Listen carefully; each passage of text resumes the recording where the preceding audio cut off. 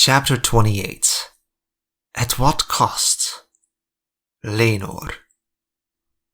Laenor had dreamt of his sister's funeral again that night. It was a recurring nightmare, and though he could count moons between each dream, it always returned eventually. Where he was pulled back to those world-altering seconds, as Vhagar's jaw opened wide, the pressure intensifying as the behemoth pulled in air, fire gathering at the back of her throat, and Laenor's mind had turned as transparent as still river water. Velaryons are of the sea, but Laenor would die burning. How ironic he'd die this way. Safely astride sea smoke, he'd once hollered and laughed as dragonfire consumed his Triarchy foes, their despairing cries unpleasant but necessary as it meant his side was winning, but there was nothing but horrifying terror on the other end. Laenor had so many regrets. He would never fly again, never smell the salty air of Driftmark, leave his family forever. He was not ready to go. Then he'd been consumed in a roaring inferno. Sometimes he dreamt events just as they've been, with himself alongside the magical foreigner and his insolent thief of a good brother. Sometimes he burned alone, whilst other nights his father, mother Laena, Rhaenyra and Joffrey were trapped too. Though unlike him, they were not untouched by the heat, but screamed like the Triarchy. Regardless how it came to be, Laenor had burned but came out unscathed, and nothing had been the same since. Viserys might take after our uncle, but he has your eyes, my princess. Laenor's niece Rhaena said. He'll grow into a splendid prince. His wife was seated with baby Viserys in her arms and his nieces on either side, when Bella glanced over to the newborn girl Laenor was carrying. The little princess is all you, Uncle Laenor. Aye, Laenor agreed. He'd heard similar remarks constantly since they were born 3 days earlier, but it hadn't gotten old yet. The twins' birth had affected him differently than the first four, a combination of curiosity and relief, because he could now finally look his parents in the eyes and not be a liar. Laenor could say truthfully that Rhaenyra was the mother of his children with Velaryon blood. After a decade of strife, deceptions and arguments, it was almost overwhelming for it to finally be true. A much needed reprieve of calmness after a tough voyage amidst treacherous seas. I recall when Jace was this small, Rhaenyra reminisced. Hearing his name, Jace left his younger siblings and stepped up behind the bench. 2 and 10 already. Where did the time go? In a few years you'll be having one of these yourself. Baela's posture straightened while Jace bent over the back of the bench. Can I hold Viserys, mother? He settled in, Jace. You can hold him later. Rhaenyra shook her head. Emma is awake. Laenor had been pacing the room since it seemed his daughter enjoyed the motions. You can hold her. Be careful, Rhaenyra said sternly. I know. Jace waved his mother's warning away. With experience earned as the oldest of 6, Jace quickly settled Emma into his hold, just as there was a knock on the door. Prince Daemon, Your Grace, the guard called. Laenor caught his wife's eye just before she let her uncle in. So Daemon finally saw fit to grace them with his presence. Come in. Daemon entered with a familiar saunter, head held high and dressed in his finest, but who wasn't these days? Congratulations on the twins, princess, Laenor. Laenor wasn't sure if he'd expected Daemon's presence sooner or later. His wife's lover had been fully aware the babes might not be his the way Visenya was. Daemon had accepted it was happening, but maybe it had been too much to expect the prince to be delighted the way an uncle and good brother otherwise would have been. Laenor suspected some lingering resentment was why Daemon waited days to come by, but not so long he could be accused of avoidance. Laenor had known Daemon his entire life, but they'd become true comrades during the war in the Stepstones, fighting together on Dragonback against Triarchy for years. Daemon kept his secrets and Laenor kept his. In truth, the prince was probably one of his closest friends. Though Laenor hoped Daemon remembered his place. Their affair made the handsome prince forget himself occasionally, but it had never been Daemon's place to have a say in Laenor's marriage. As Rhaenyra's husband, Laenor had the rights of the gods and men to bed her whenever he wished, just as Lenor had not contested Damon's decision regarding Lena when he stole his sister away to Essos.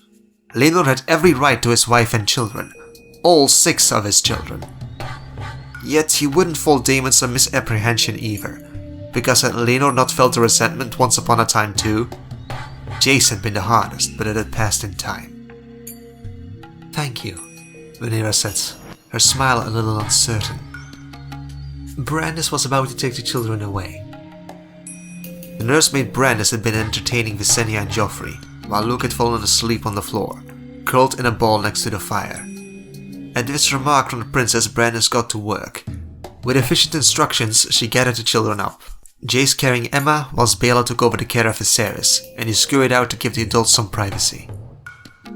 "I heard you were bedridden, Rhaenyra," Daemon remarked as the door closed behind Rhaena. "Only on the first day," Rhaenyra corrected, fidgeting with her rings anxiously. "So you're well enough for the meeting?" "You were summoned too?" Rhaenyra asked. "What's the king's purpose?" "I have not been informed, though I've heard the Maester is drawing up a betrothal contract," Daemon answered. Rhaenyra frowned. "For whom? Is he going to announce Aegon's bride?" "In a council meeting," Lenor said. Announcing Aegon's marriage pact was more akin to a ready-made decision shared at court or over dinner. "Perhaps there's more," Rhaenyra said. "There's so many things afoot of late, from Vhagar to the great houses to the birth of the twins." "Your children remind me of Bela and Rhaena," Daemon said, his usual smile in place even if his eyes might have been more intense. Or maybe Lenor was looking for signs that weren't there. "They were born small as well." "Your daughters dote on them," Rhaenyra smiled. "Rhaena's been here at every excuse." "I've heard," Daemon said smoothly, sitting down without a hint of discomfort in the chair opposite Rhaenyra. "I also heard your half-siblings and stepmother visited." "For tea yesterday," Rhaenyra nodded. "What of Harriel and Rubius?" "They've been by as well. Harriel was here again this morn." "I've heard particular things of Harriel lately." "Who has not heard of her of late?" Lenor asked, sitting down by Rhaenyra's side.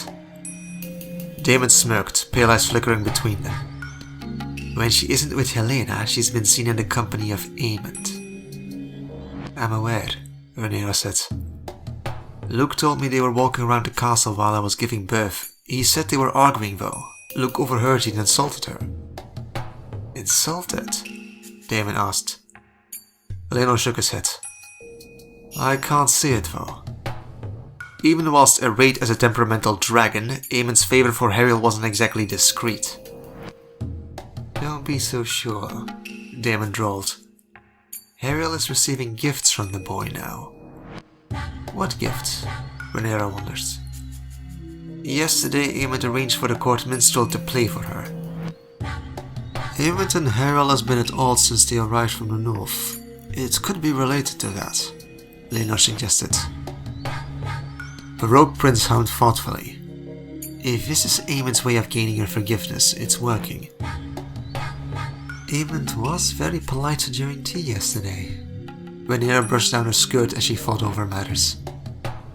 "He even got along with the boys. A rarity." "Aemond is not a bad lad." Daemon let out a low chuckle at Lenor's statement. "Burning together doesn't make him any less Hightower. You're not the only ones to have faced Vhagar's fires either." Oh, so Daemon was truly in a piss-poor mood, going so far as to undermine the event that made Lenor unburned. "Your little puppetry trick of racing through Dragonfire astride Caraxes for the pleasure of Pentoshi lords is not the same as being attacked by Vhagar, and you know it. More importantly, if you name Aemond a Hightower, does that make Rhaenyra an Arryn? He's your nephew as much as Rhaenyra is your niece," Lenor reminded him. "Just as Bela and Rhaena are my nieces." In his opinion, Daemon took the Valyrian purity too far. Even if his parents were siblings, it didn't mean everyone else's needed to be. House Velaryon had survived the doom of Valyria too, but they've kept their blood impeccable and Valyrian features without resorting to excessive sibling incest. "You're fond of him." "At times he reminds me of Lena," Lenor admitted frankly. "He's nothing like Lena." Lenor sighed. What was the point of arguing with the man? If Daemon decided to be stubborn, he'd rather choke to death on his inaccurate words than admit he'd erred. He had the impression Daemon had mostly shown up to speak with Rhaenyra privately as well, so Laenor got up, excusing himself by claiming he needed to change before the meeting. Walking down the hallway, Laenor's thought travelled to melancholy places. After the fire, Laenor had come out on the other side with a new perspective. Laenor's death had already made Laenor reconsider and given him a desire to step up, but after the fear, adrenaline and the shock of Vhagar's attack settled, he was left feeling cleansed. At the time, Aemond was but a boy of 10. Laenor had watched the lad grow up and knew exactly how he felt, because his fears had mirrored Laena's as a child too, yet Laenor had beaten him bloody over an unclaimed dragon. What was wrong with him? Wasn't he supposed to be a knight? Weren't they supposed to be kin? How did it come to this? In the past, Laenor had pushed the blame elsewhere, but this wasn't an of a rabid Kingsguard, the overwhelming pressure of his father's shadow, nor the degrading snark from those who found his nature offensive. He let his parents down repeatedly. His preferences for men unnerved his father. His failure to give his mother a grandchild was an unspoken disappointment she hadn't forgiven him. He'd gone into his marriage reluctant but resigned, and it had quickly gone downhill. From Joffrey's murder, his life had turned into a joke. What husband? What man couldn't even bet his wife right? It was his duty to House Velaryon and the realm to produce an heir, but he had failed. For the worst sin might have been he hadn't truly cared.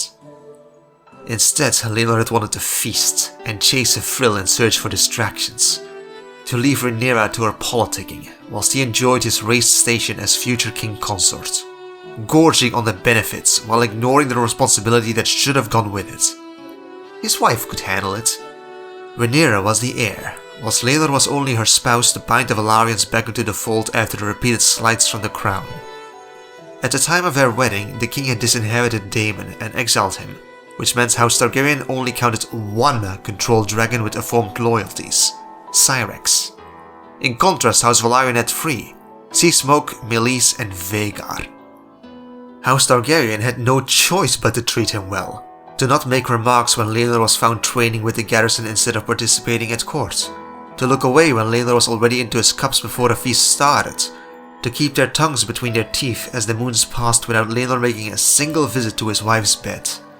After all, Rhaenyra was the one who cared about the whispers, of how Laenor was paying more attention to the squires in the yard than his wife Rhaenyra, the realm's delight herself.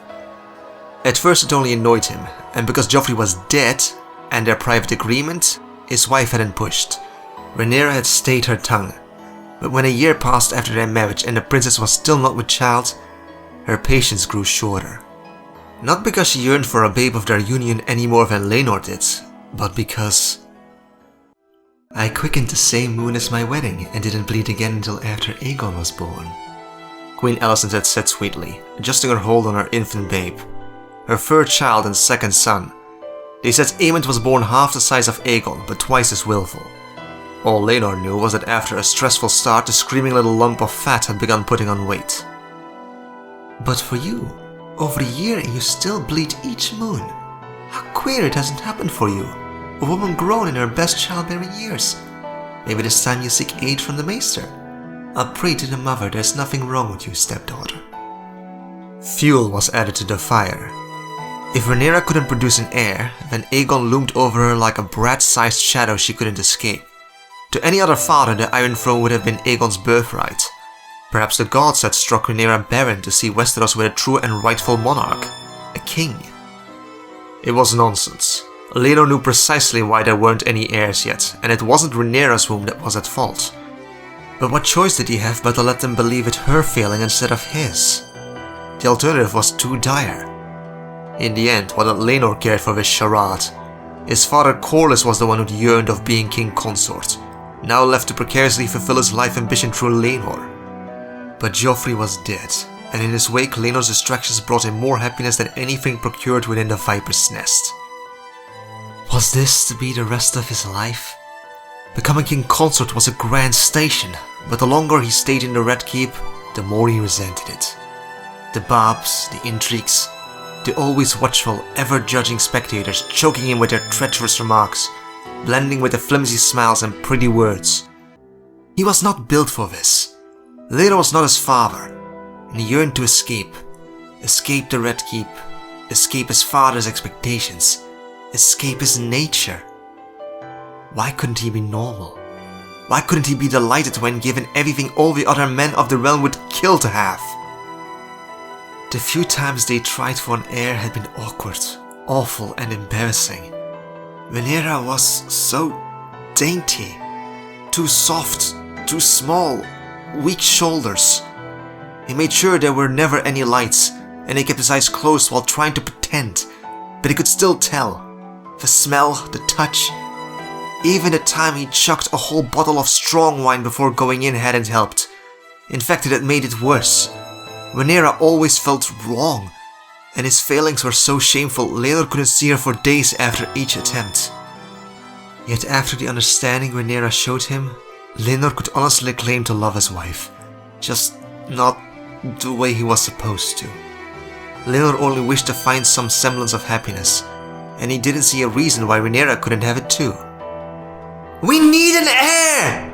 Rhaenyra had screamed at him a year and a half after their wedding. "If you weren't so into your cups to do your fucking duty of fucking me right, we might have had one by now!" "You need an heir!" Lenor had snarled back, head pounding from a wild night and unable to get up from his seat. So he spoke the words they both wanted to hear. "No one need know. Take whomever you want." Lenor chuckled and waved clumsily towards the door where the princess's sworn knight was keeping others away while listening in himself. Lenor had seen the signs.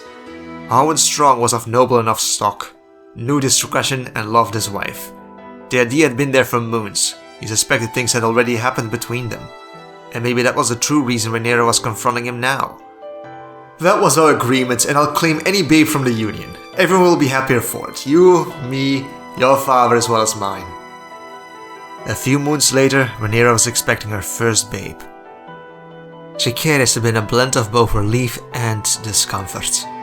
On one hand, the boy had been so convenient, because from the moment Rhaenyra announced she was expecting, the pressure on them both alleviated. And when she birthed a son, it was even better. Jace secured Rhaenyra's claimant, and she was so happy, whilst Lenor had never been granted more freedom. It felt as if things were going to plan, and the few who dared speculate over Jace's dark eyes and hair were quickly dismissed. "It's because Jace takes after me," Lenor said, "from my Baratheon grandmother." Yet the discomfort never quite left him. Because even whilst he kept up the mummer show and didn't give a shit about Alicent's curled lip or Jasper Wilde's sneer, Lenor had certainly cared about the way his mother had gone dead silent the first time she saw Jacaerys, and the way his father's smile slowly fell away. His mother had refused to hold Jace, and though the sting of rejection he'd felt at Jace's behalf was the first time Lenor realized he'd grown to love the boy, it was also the moment he fully felt the shame of his deceptions. He couldn't pinpoint when, but at some point growing up, Lenor had been assuming that because his parents had always pretended he was just like the other boys, and hushed up anyone who'd whispered otherwise, he thought it'd be the same here. That they'd accept an heir, any heir, and love them despite their differences as they had Lenor. But this had been a step too far. Lenor was the firstborn son of Corlys Velaryon, the heir to Driftmark, the future Lord of the Tide and King Consort. He had always understood it was his duty to continue the family line. Lenor's wealth, his station, his dragon. It was also his father Corlys' line would one day sit the Iron Throne. It was his duty to House Velaryon, but Lenor had betrayed them. Rhaenyra had done it out of pressure from the realm, combined with her love of Harwin and Jace. But Lenor? How did this start for him? At the end of the day, what was his excuse for skirting his duties? Feasting? There were moments at the end of a successful night, with thoughts sluggish from excessive arboret and sweet hippocras, sated by Carl's attentions while the last highs of the feast ebbed away, where Lenor would be left in a melancholy temperament, wondering what Joffrey would have thought of the man he'd become. He didn't like the truth. The pressure kept growing, and the daydreams of running away only intensified. To flee his mistakes, the ones towards House Velaryon, the realm and towards Rhaenyra and the boys, it was choking him. Laenor's life had turned into a pretty prison. Being Corlys Velarion's sole heir could no longer grant him pardon when he'd erred, and his only remaining options were to remain locked up or flee. His father always said, "To elude a storm, you can either sail into it or around it, but you must never await its coming." Laenor and Laena grew up listening to their father repeat this mantra, but they'd taken very different lessons away from it. Laenor had lived according to the second part. The wise sailor flees the storm as it gathers, whilst Laena did the opposite, steering right into the building storm. Knowing the treacherous sea, Laena had set out and made a free intent to sail the coast searching for Vhagar and claim the largest dragon in the world. To his sister, the life-threatening risk of being consumed by the storm was worth the reward. Rather die trying than never gain at all. It's why she'd pulled Daemon into her schemes to avoid being shackled to the drunk son of a sea lord their father had betrothed her to, and why she'd ended up unhappy in Pentos. All of Laena's outstanding achievements came to nothing but a life as a bored wife stuck in a stranger's manse on the wrong side of the narrow sea. If she'd ever desired that life, Laena would have settled for that drunken fiancé of hers instead of having Daemon kill him in an accident. Being married to Rhaenyra had hammered in something though. Laena was the firstborn child of Corlys and Rhaenys, the one made of equal parts sea and fire. Meleys's one egg was given to Laenor, leaving Laena searching for a dragon to claim of her own merit, because the Targaryens sure wouldn't give her one from their pits or their island. Laena had lured her dragon out from underneath the Targaryens' nose, since unlike Meleys or Seasmoke, Vhagar had never belonged to House Velaryon to begin with, and after claiming the loyalty of the most dangerous weapon in the realm, she'd flown home to Driftmark victorious. She'd married for advantage and bound alliances, birthed uncontested true-born children. From the day she was born, Laena brimmed with Velaryon pride, grace and ambition. And though he'd always loved his brilliant sister, there had been a part of Laenor that resented it. Why had she been the one to inherit the best of both their parents? Because Laena had proven time and time again to be the perfect firstborn heir Corlys always wanted. In the wake of her death, Laenor had finally seen how petty his jealousy had been, and how hypocritical their father was. Lord Corlys Velaryon would snide about the injustice when his beloved wife Rhaenys was robbed by the Lords of Westeros of the Iron Throne, her rightful inheritance, when he'd done the exact same to Laena. That day, the one where everything changed, Laenor had stood in the sea for ages, wishing he too could return to the sea as his sister had, and find peace. Then, as if the gods had heard and judged him, they granted him his foolish desire, and next to happen was being consumed by fire by Laena's own dragon. Laenor should have died, but Herial and magic and a miracle he both revered and feared gave him a second chance. He'd become an unburned, and with a new resolve and opportunity to do something right. It was true Laenor could never be the son his father wanted, because Corlys had already had the perfect heir in Laena and never acknowledged it. Though maybe Laenor could become the son his mother deserved, the man his sister had believed him to be, and the husband his wife required. But to be that, Laenor could not flee the storm as it gathered. He could not await its coming. He would have to sail into it. It came with sacrifices as well as rewards. Laenor had already claimed Harwin's boys as his sons, and without their true father around, he had no excuses left. He would raise them as princes and dragon riders. The first obstacle arose the same day Laenor came clean to Rhaenyra during their first private conversation on Dragonstone. He'd begun renegotiating their agreements only to learn a vital part of the plan had to be postponed, because Rhaenyra had already taken her uncle to love her and missed her moon's blood. Laenor couldn't claim surprise. He couldn't even blame her for taking a lover, but it didn't mean Laenor wasn't pissed off. Not for himself, but for Laena. Had no one any respect for his sister? The night of his sister's funeral, Aemond had tried to steal Laena's dragon, whilst Rhaenyra seduced Laena's husband.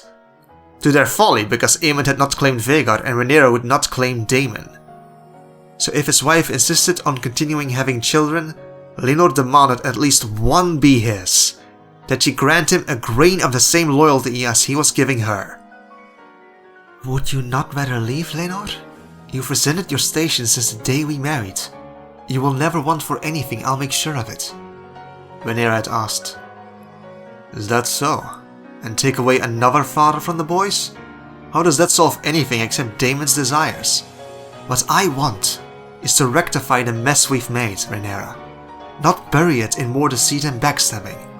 As you were doing while I was busy mourning my sister at her wake, and you were off screwing Laena's husband. And how many husbands have you screwed, Laenor? Don't pull that on me, we're both in this together. My mind is set, Rhaenyra. Our situation is not the same anymore. You've known it long before I did. You tried to tell me. But I'm on board now. My sister is dead, and I am Laenor the Unburned. I am your husband, and the future Lord of the Tide as well as King Consort. I am recommitting myself to you as the husband you deserve, to strengthen our house as we prepare you for your ascension. I will raise our sons to be princes of the realm. All I want in repayment is what was promised upon our betrothal, a child. Laenor, we tried this, and it did not work. A handful of times, we gave up far too soon. What if your convictions change? If we succeed now, what if... Would you abandon our sons if... No, Rhaenyra, I'll love our sons, all three, four when the next one is born. You speak such now, but Laenor... If anything, it will strengthen my resolve, because our boys will be the babe's brothers. Like mine half-siblings are so loyal to me? Then how do you justify the babe quickening within your womb, my dear wife? Rhaenyra's hands stilled, no longer twirling the glittering rings on her fingers. A child of both our blood will guarantee your loyalty to House Velaryon the same way I will be to House Targaryen, the same as Daemon and Laena accomplished. My kinsman will in truth be blood of your blood, as was always meant to be. If you hold any regard for me, Rhaenyra, you will agree to this, so I may be able to look in the mirror and know the realm is not being played for fools by our union. What of Daemon? Give my good brother what you've already promised. Power, blood, and yourself too if you desire him. When you take the Iron Throne, Daemon will be the hand of the Queen, and he has always been loyal to blood. Laenor said, I think this might be for the better, because once the babe is born, going against us will be going against his own child. Daemon.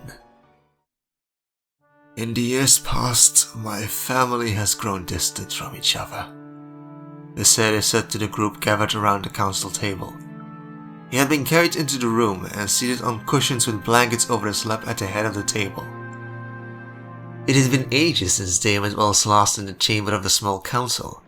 Since then, nothing except his king brother had truly changed. Viserys looked as if he'd aged a century, compared to Daemon who'd only aged for the better in what was closing in on 2 decades. Aegon turned 7 and 10 by now, and last Daemon was here, Viserys hadn't even married the boy's queen of a mother. A part of him thrived at being back in this chamber, whilst another was pissed off by the rest of the council. Otto Hightower, Tywin Lannister, Jasper Wilde, Lavis Strong, and Maester Orwylde made up over half the small council. Daemon didn't have to sneak through passages and overhear whispers to guess at their loyalties. There was only the Lord Commander Harold Westerling and Lord Beesbury who actually listened to the king first, instead of taking their cue from the hand. Alicent was present for the meeting too, as well as Rhaenyra and Laenor, and Daemon was feeling a growing sense of foreboding he refused to let show. Instead, he sat relaxed in his seat, a smile on his lips while watching his brother make his announcement. He already knew this couldn't be about Aegon. With such a gathering, it was far more likely to be about the succession, about Jacaerys. In the chaos around Harold's disappearance, her abrupt thirst for attention, Hagrid's dragon stealing, and Rhaenyra going into labor, Daemon had left Baela's betrothal to Jace for later. Now he suspected others had not. The crown cannot stand strong if the House of the Dragon remains divided. It ends today. As you have not been willing to set aside your grievances, I will see it done instead. The The king's voice was gravely firm as he turned to address his daughter. Rhaenyra, you once brought forth a most judicious proposal. To unite and ally ourselves once and for all through a marriage between your heir Jacaerys and Princess Helaena. Your Grace! Daemon protested, but his voice was overlapped by Otto, who had spoken at the exact same time. You declined the offer, Your Grace, Laenor said. Taking the opening, Daemon leaned forward, eyes intent on his brother. Precisely, and since Rhaenyra has been making arrangements with me instead, Baela will make a splendid wife for Jacaerys.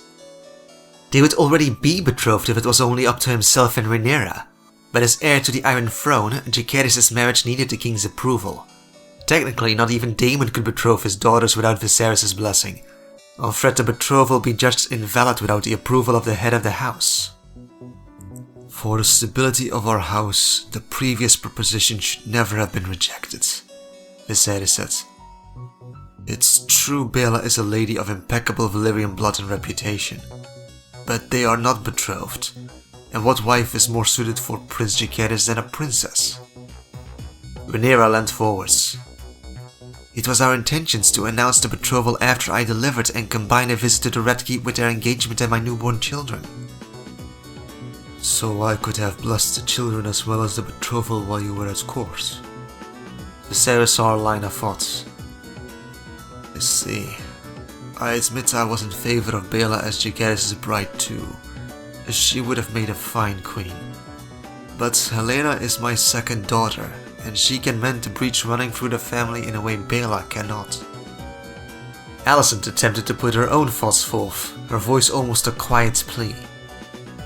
Husband Ife? No, Alicent, you've already spoken your piece. The king talked over her. Your Grace, Otto said, his displeasure seeping into his voice. I cannot allow you to... Allow him to? Daemon spat, seething at the fucking cunt's gall. Hand of the king or not, Otto was but a landless knight, a second son who'd hoard his daughter the queen. Who are you to make demands of your king? Otto's brow twitched. I must counsel his grace to see reason. Then give me a reasonable counteroffer, Otto, Viserys demanded, as Daemon did. For a moment it looked like Otto was about to suggest a match, but even a leech like Otto Hightower could not pretend he had a better suitor lined up unless he was willing to come off as a fool or admit to plotting treason. There are none. Viserys cleared his throat. I've considered it for years, but I see none that can be more beneficial. This family has been divided for too long, and I won't have it anymore. My second daughter Helaena will marry my grandson Jacaerys, Rhaenyra's heir and future king. Bring forth the agreement, Maester Orwyle. Daemon clutched the right armrest so tightly he wished the wood would splinter, and he'd become keenly aware of Dark Sister situated on his hip. Rhaenyra needed to speak up now, to stop this. This was not what they had agreed upon. The Maester brought out the betrothal contract before Daemon's eyes, who could do not but cut his building fury off at the knee. Not yet. Not here. Daemon could not believe Viserys was once again passing him over. And for what? His daughter should be queen, not that fat little Hightower bitch. Despite her Valyrian looks, the simple girl was damaged and one step away from being an utter lackwit. Father? Rhaenyra hesitated, eyes flickering between Daemon and her father. Jacaerys has been in favor of Baela since I suggested the match for him. Viserys sighed. Otto was intimidating a statue, whilst Alicent looked as if she was about to throw up. As the future king, he will learn the weight of his responsibilities cannot prevent him from doing his born duty, just as you did, Viserys said, reaching for the contract and signing his name at the bottom line with his remaining hand, and then pushed the parchment towards Rhaenyra. Daughter? The princess was supplied with ink and a quill by the servant, but sat rooted to the spot for several seconds. Rhaenyra swallowed, mouth tight, and then she went ahead and signed. Blood boiling, Daemon stood up in protest, chair pushed back sharply but only drawing half the council's attention, because the rest were distracted when his brother's bed warmer snapped at the exact same moment. "No!" Alicent exclaimed abruptly, sounding on the brink of a fit. "There might have been a divide within House Targaryen, but this isn't enough to mend it. If they take mine only daughter, then I want a daughter in return." "Take her?" Lord Beesbury exclaimed disbelievingly, the ancient man stirring up from his corner of the table. "Helaena is not going anywhere. With His Grace's most wise action, your daughter will be queen, just as her mother and older sister were before her. This is an honor and the only worthy match for Princess Helaena." "Thank you, Lord Beesbury," Otto spoke carefully, eyeing both the old snail as well as his daughter. "Sit down, Daemon," Viserys spoke sharply. "Brother, we have been at odds for many years, but this is for the sake of the stability of House Targaryen, and I want you here for it, because the purpose of this council isn't done yet." Taking a moment to calm himself, Daemon sank back into his seat without a word. Otto cleared his voice. "It might be prudent to reevaluate the situation. We all strive to do what's best for the realm, and no decision should be made rashly." "Were you speaking of Visenya, Alicent?"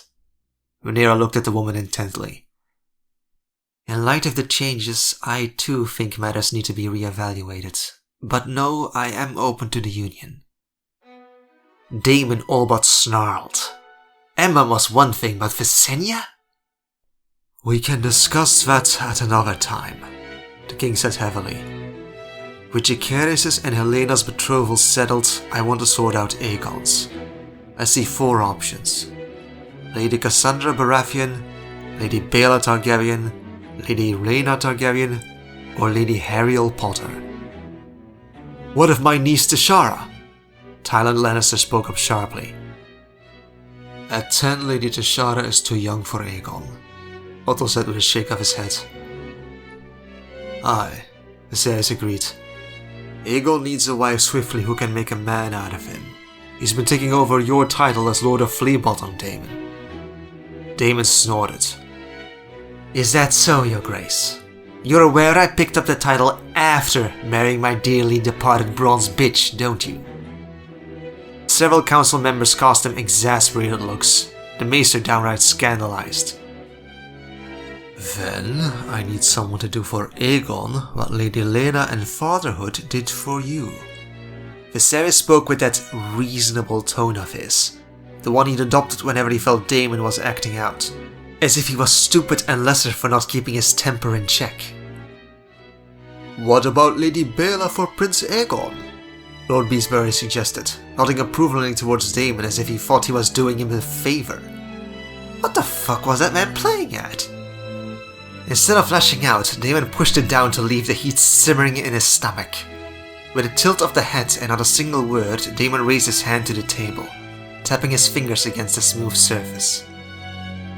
"If Tashara is deemed too young, how is Lady Baela better at 2 and 10? The lady has not flowered," Tywin Lannister asked pointedly. "She's 2 years closer than Tashara and entered the age most young ladies flower," Beesbury spoke matter-of-factly. "As well as a pure Valyrian maiden of impeccable descent." "What of my son Lucerys?" Rhaenyra spoke up, and Laenor nodded sharply alongside her. "Aye, I can think of no finer lady of high tide than my sister's daughter," he agreed. Daemon glared at the man. They'd been to war together. He was Laena's brother, his daughter's uncle, a friend. Daemon had kept his secrets, even been willing to share Rhaenyra if only for a little while. And here he was, going along with opposition like a backstabbing cunt. "Rhaena," Daemon spoke softly. At this point there was no way Baela would not suffer disappointment. But at least he could spare his second daughter. Daemon knew Rhaena wanted to be the Lady of Driftmark like her grandmother Rhaenys, especially after he had discussed some alternatives with his second-born. Rhaena was too well behaved to oppose her father openly, but her response was to ask after Luke instead. Picking Baela here would only divide his daughters, and if the position of queen was taken, he sure as hell wasn't losing Driftmark too. "I want a betrothal between Rhaena and Lucerys." "Father," Rhaenyra spoke quickly, "it's a fine match. We may as well formalize the engagement." Draw up a contract, Orwell. Viserys gestured for the Grand Maester to do as bid. He pulled out more parchments and set to work as the council continued. Though that removes one bride from Aegon, I was wondering of Lady Hariel, their closest in age. I'd counsel against that, husband, Alicent said before Daemon could interject. It's against the age agreement. If we start renegotiating with them, they will come with counter-demands. And they hold Vhagar's loyalty, Otto said. Rubius swore to never fly Vhagar. Viserys brushed Otto's concern off. They've held every promise so far, been dutiful and more beneficial to House Targaryen than 95% of the other houses in the realm. I don't see why Rubius would break his promise now, when he never flew Vhagar in the years he wasn't under oath. Daemon wanted to call Viserys a naive idiot, though for once his brother's gullible habit of thinking everything would work itself out was likely accurate. Hagrid wouldn't want to ever fly Vhagar again. That wasn't really the issue. The real problem was that no one else could either. If not Aegon, what about you, Daemon? Viserys suggested instead. Daemon's lips curled. Was this why Viserys demanded he stay? To push his little brother at yet another unwanted wife that would remove him further from the throne than even his bronze bitch did? We already settled this years ago. Your daughters could use a mother, Viserys said. Lady Hariel is their closest friend. I doubt that's how it did turn out. He nodded meaningfully between Alicent and Rhaenyra. No, my daughters do well with Princess Rhaenys for motherly guidance. They are also aware Prince Daemon rejected the proposition of marrying Lady Hariel in the past. They know he's opposed, and the terms with Rubius Hagrid are already strained. Otto interjected, making Daemon straighten. They knew? I assume that's because of your grandson's mess, he asked Otto pointedly. You deem this Aemond's mess. Aemond was the one to sort it out when you could not, finding Lady Hariel after you lost her, Otto said coldly. You do realize you're agreeing with one another, do you not? Viserys sighed, leaning back in his chair. A marriage pact would make up for the previous slight, Daemon. I've married twice, I've done my duty. Yet you've no heir, only daughters, Viserys argued. You brought Lady Hariel to Westeros, so who better? Hariel certainly couldn't hope for better, but that wasn't the point. Daemon only needed her blood, not deal with another Rey. Probably worse because Hariel might be more obstinate than the ugly bitch. Regardless, a marriage designed to strip him of influence was unacceptable. He'd not suffered a humiliating loss of status, and this time Daemon wasn't as young as back then. It'd be another disaster. No fucking way. Hariel's eyes were captivating, sure, but it's not like they were purple, and her hair was black, raven black, even darker than Rey's. He would settle for nothing less than a pure-looking Valyrian bride. How did it come to this? The plan had been for Baela to marry Jace and Hariel to marry Luke at the expense of Rhaena, but she had other options. Daemon had been willing to settle for a position as Hand of the Queen, his daughter the future Queen to Jacaerys, and his grandson as the King of Westeros. Now though, he yearned to spit out his true opinion, but yet to concede the situation wasn't the same as in the direct aftermath of Laena's death. Hagrid had bonded to Vhagar, and that changed matters. Even if Daemon wouldn't go through with the marriage to Hariel, he'd require more time. With Jace stuck with an airheaded dimwit of a bride and Luke with Rhaena, even Daemon couldn't find an argument against the Hightower boys, not unless he could convince Viserys of the merits of Ser Daeron Velaryon. Daemon couldn't believe he was considering a son of a Vaemond Velaryon. Yet as the situation was shaping up, Daemon was left picking between which flavor of horseshit he had to put up with. And with Ser Daeron, Hariel would still be on Driftmark, close to Rhaena. I'll keep it under consideration, Daemon said, and when he looked away from Viserys he met Rhaenyra's startled eyes briefly. See how it stinks, dear niece? We can both play these games. Your Grace, it's clear none involved truly desire the match, Otto remarked. Not Prince Daemon. You do not speak for me, Otto. Rubius Hagrid will not agree, and when the lady herself was told of the match, she was positively distraught. Daemon's head jerked over to Otto. Come again? Who the fuck did that little shrew think she was? After everything Daemon had done for them? Maybe the upset was because Lady Harriel was spurned, Viserys asked. You know how ladies despair over such matters. Laenor sighed.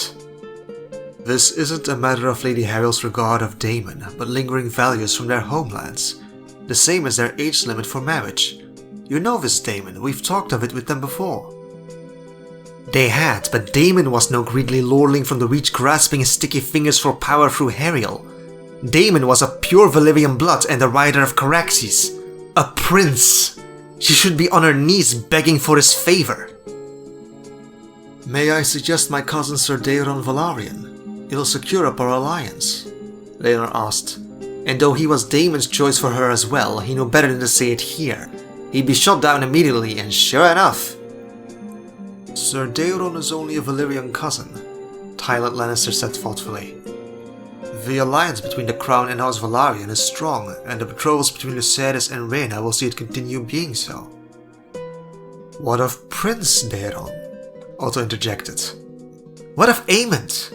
The Queen cut in with a sharp glare at her father. Aemond is closer in age to Lady Harriel than Daeron. They can marry when she's 7 and 10. They've grown up knowing one another, and unlike Daemon, he's expressed an interest in the match. He has? Viserys asked, brows climbing. Daemon shook his head. From what I hear, Aemond made a disaster of an already tense situation. They spent a week glaring at one another after their return from Winterfell. Then how come she agreed to a courtship with him? Alicent asked. She did? Rhaenyra and Daemon asked sharply. It is a most prudent proposal, Otto said, their surprise making his eyes twinkle with an infuriating smugness. Viserys nodded along. It is. I brought them to Westeros, Daemon argued, looking at his brother beseechingly. Only because you happened upon them first, Otto said. We were making arrangements to check on the situation as well. In the years since, Lady Harriel has been the ward of the princess, not you.